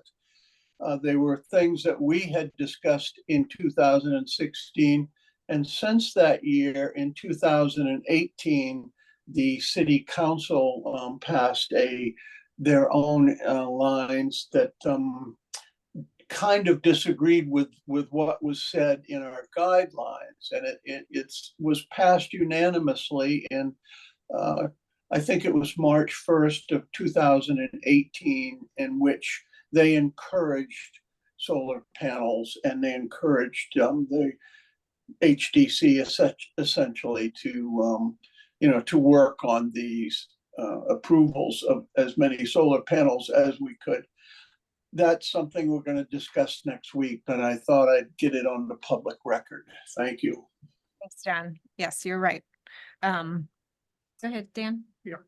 I think this is an appropriate use of solar panels, especially back so far from the main road.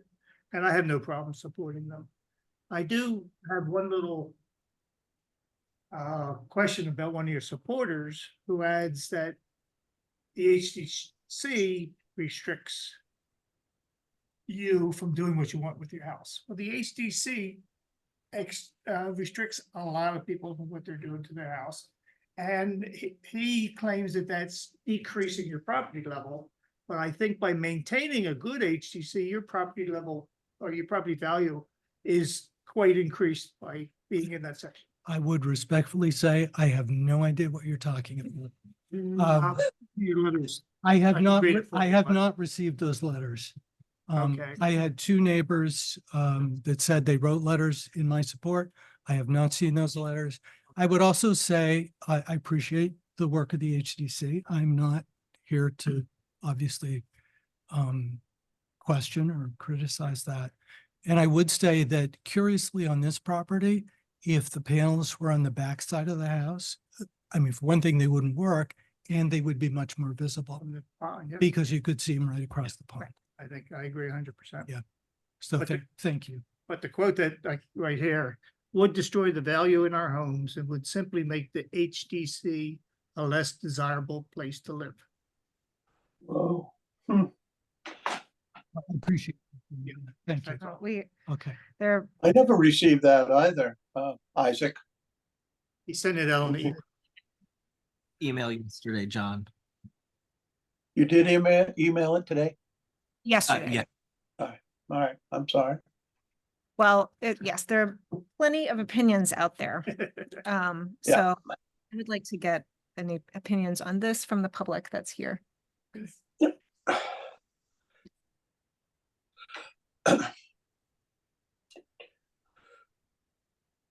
My name is Cynthia Harriman. My husband Lou and I have lived at 57 South Street in a 1774 house that we have carefully restored for more than 47 years. We support this request for solar panels at 125 South Street. I'm offering my support both as a neighbor and as a longtime active supporter of HDC and the important role it plays in the preservation of Portsmouth. I know what you go through because I served on the HDC from mid-1980 to mid-1983, including a stint as chair of the HDC. I would like to offer a historic perspective, not only on this decision tonight, but perhaps to be helpful for your meeting next week. In those early days of the HDC, the ordinance was designed and passed by the voters of the city as a preservation ordinance, not as an arbiter of taste or a protector of property values. And I have to say, my property values are high enough already. The original HDC visual guidelines said, for instance, that the HDC does not regulate color because it does not permanently alter a building. And we still hold that today. I think that's, you referred to that earlier in the meeting. Some things that have gone in a different direction. Clapboards are preferred, but vinyl or aluminum can be used, page 30. There's no need for approval for storm doors and windows where no architectural features are altered, page 34. The HDC ordinance and these guidelines are not designed to interrupt the process of alteration or to discourage individual expression. So this is what we originally voted for in this city. And in 1979, when some people wanted to abolish the HDC, Martha Clark, then a member of the HDC, said there's been some agreement that the line might be drawn at irrevocable changes in buildings. It's in this historic context that I support Katie and Jim's request. Adding solar panels to a building is totally revocable. The structure is left intact and unaltered, and subsequent owners can remove the panels if they desire. So in that earlier historic spirit of the Historic District Commission, I thank you for your consideration and for the endless hours of time I know you put into volunteering for the city. Thank you. Thank you so much. All right, sure, come on. Once again, I'm Gary Lau at 105 South Street and diametrically opposed from the last house I talk about. Their house is over here, and from my back deck, from my screen house, I can see the roof, the whole house.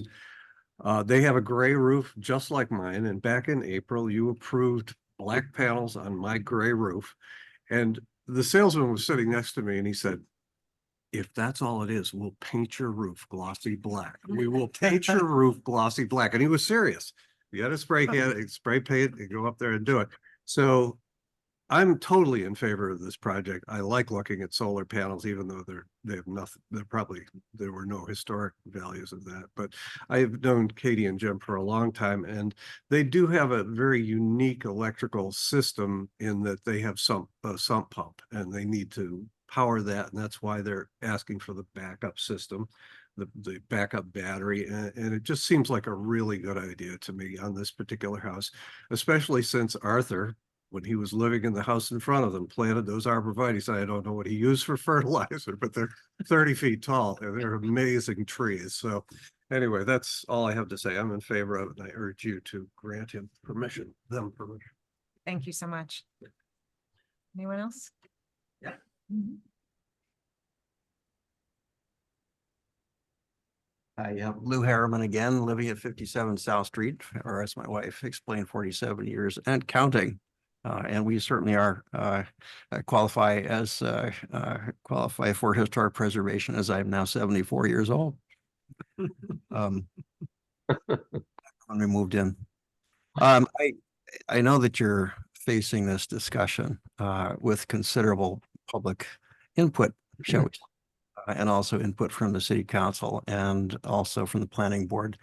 And since I'm here and since the discussion is about solar panels, I'd like to provide just one more perspective on this. To me, I really want to speak in favor of the continuing evolution of buildings as the lives and of the needs of society changes. This is not new.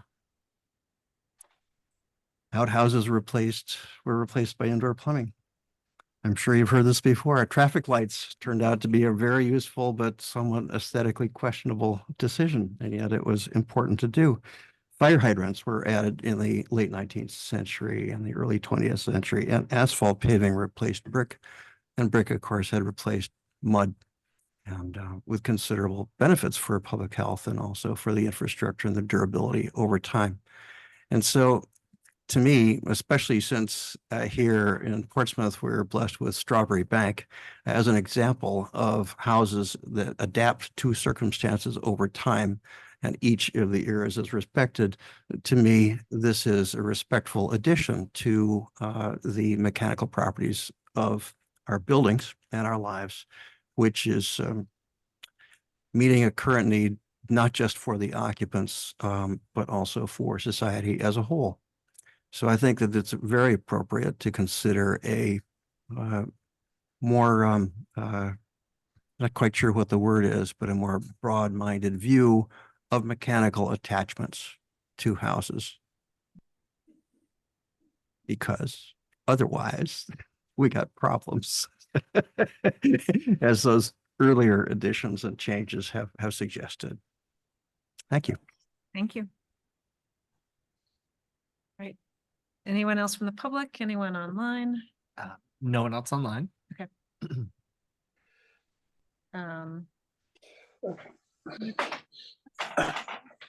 Question? Okay, yeah. All right, we'll close the public hearing and I'll wait for a motion.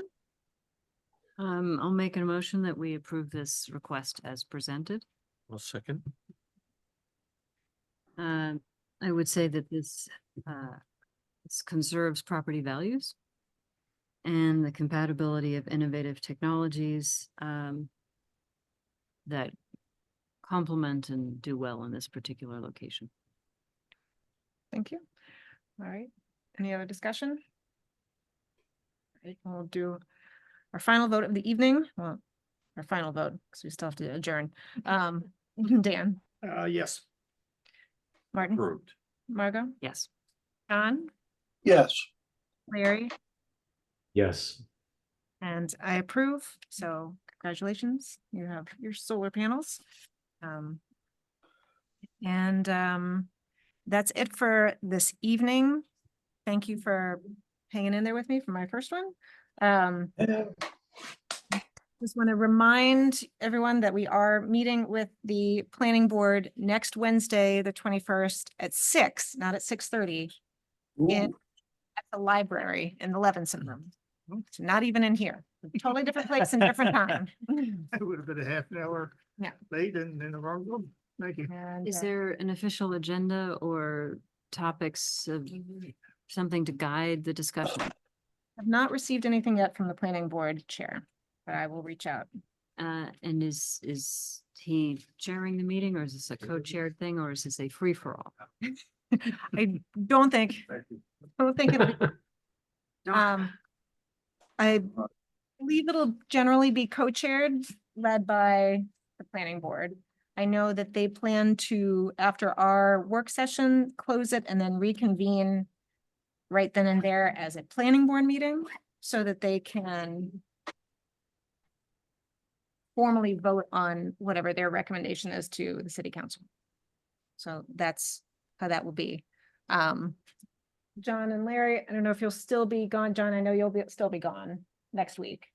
I'm supposed to be back because it stands right now unless something changes, so But John will I'd still, be getting back. I'd actually be getting back home that morning, the 21st, so. great. Hope that you have no delays. Easy I'll travel. still be down here, but I'll try and get hooked up. Figure out how to zoom you in, for sure. Mm. All right. Thank you all. Motion to adjourn. Aye. All in favor for this one. Aye. I. All right, congratulations, Reagan.